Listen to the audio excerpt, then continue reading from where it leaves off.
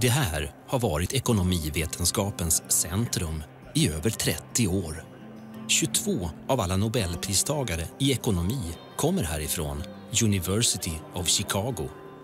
Hela det tänk som varit kärnan i ekonomivetenskap och beslutsfattande, med fokus på avregleringar och fri marknad, kallas också Chicagoskolan eller neoklassisk ekonomi.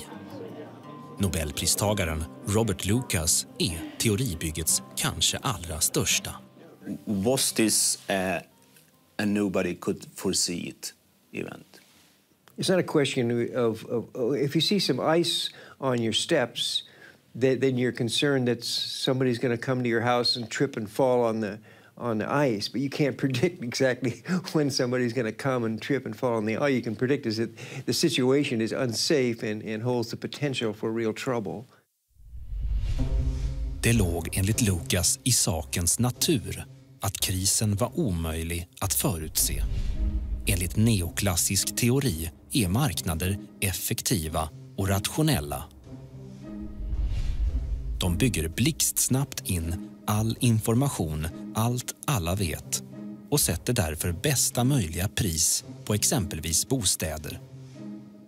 Så hade det gått att förutse krisen, ja, då hade marknaden reagerat långt innan kaoset bröt ut. I mean, you can't foresee. That's economics. That reasoning, and if you know that housing prices are going to fall next week, then they're going to fall right now because I'm not going to pay, $1 million for a house now if I know it's going to be 900,000 in a week. Det fanns visserligen enskilda röster som varnade för en bubbla, men de imponerar inte på Lucas. Yeah, those guys predict crisis all the time. That's what they do. If you're always predicting a crisis, then when one finally occurs, you don't get credit for being the one who called it. There's always people who are saying capitalism is going to fail. If you say that for 80 years, you'll be right probably twice in your life. But there were other people as well, serious academics, who had developed models to say, we don't know exactly when it's going to happen, but this kind of growth, this economic growth based on an expanding economic sector and expanding levels of debt in households and firms and governments, this model is unsustainable. This means it cannot go on, it has to collapse.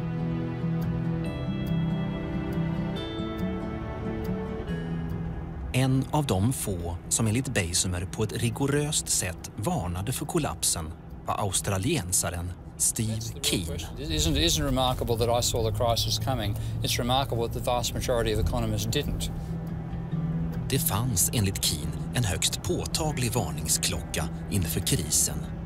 Det växande privata skuldberg som företag och hushåll under lång tid byggt upp i USA och hela västvärlden.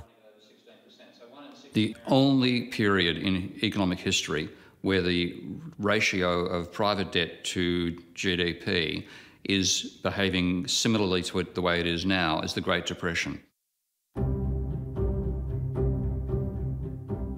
Den enda kris som kan mäta sig med dagens är börskraschen 1929 och 30-talets djupa depression. Då som nu stod en växande bank- och finansvärld i centrum. Krisen 2008 var som en repris i jätteformat. So just looking at that empirical data, any sane human being would say, debt seems to play a role in depressions. Det som hände när bubblan och skuldbergen byggdes upp inför krisen var enligt Keen och Beisumer att bank- och finanssektorn avreglerades och växte och växte. Den del av ekonomin som enbart sågs som ett smörjmedel, som inte ens fanns med i modellerna, förvandlades till något helt annat. The financial sector is a service sector for the economy. You need finance for obviously day-to-day transactions. You need finance for investment. And really a more efficient system would use less money rather than more money.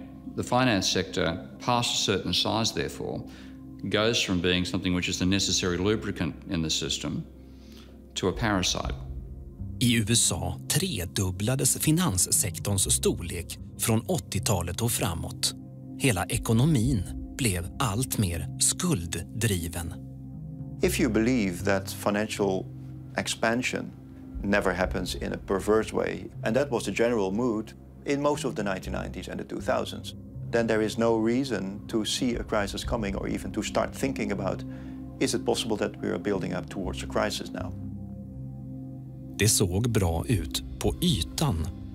Men allt mer av tillväxten byggde på lån och allt mer av lånepengarna användes inte till investeringar i den verkliga ekonomin utan spekulation i finansvärlden. Först på börsen tills IT-bubblan sprack, sen på bostadsmarknaden. Det blev som ett pyramidspel. We allow the financial sector to finance Ponzi schemes, allowing them to lend money for people who want to gamble on rising house prices or gamble on rising share prices. And that is ultimately what brings capitalism unstuck. So when you make the links between these developments, GDP growth driven by consumption, consumption driven by debt, debt made possible by increasing house prices, they have to stop rising at some point. We finally got to 2007, 2008, where there simply was so much debt that you couldn't find anybody else to lend to. And then at that point, the whole thing broke. If house prices start falling, that will mean households cannot take on more debt. That means they cannot consume. If you can make those links, then you can predict this is it. This is the end. Nobody else said this at that point. And actually, when these researchers did the sums, they could actually foresee that the level of debt was so high, this was going to happen within years. To those who were looking at the high level of debts, who were claiming that there were a housing bubble, those who were raising those signs, were they just lucky? Yeah,